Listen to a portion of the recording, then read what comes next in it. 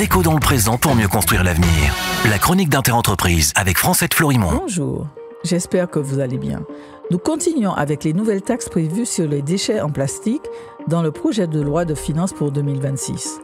Après le transfert aux producteurs d'emballages en plastique une partie de la contribution au budget européen basée sur la non-atteinte des objectifs de recyclage de 50% des emballages en plastique en France, voilà la double taxe sur les bouteilles en plastique non recyclées.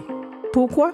Parce que les bouteilles en plastique est un élément central dans les montagnes de déchets qui polluent tout. Elles sont surreprésentées dans les déchets abandonnés dans l'espace public, dans les corbeilles de rue. Maltraitées, elles aboutissent dans les rivières et à la mer.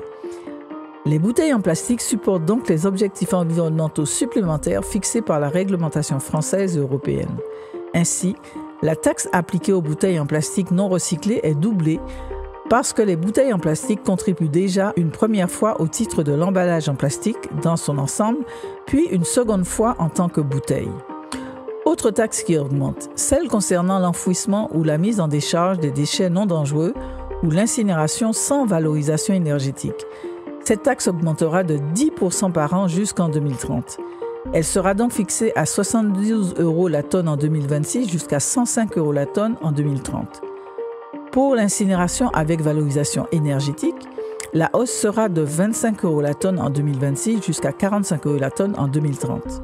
L'Outre-mer, qui est en retard sur le traitement des déchets et sur l'incinération avec valorisation énergétique, bénéficiera d'une réduction allant de 20 jusqu'à 80% si ces territoires présentent une liste d'investissements à réaliser pour améliorer le tri et le recyclage. Un décret doit encore en préciser les investissements pris en compte. Par ailleurs, les communes pourront décider de majorer le montant de la taxe des installations accueillant des déchets ménagers jusqu'à 2 € la tonne, voire 3 € la tonne pour la Guyane. Selon l'association Amorce, la nouvelle augmentation proposée dans le projet de loi de finances pour 2026 augmentera la charge des collectivités de 150 millions en 2026 jusqu'à 300 millions en 2030. La pilule est amère mais obligatoire après tant d'années de faux jeux.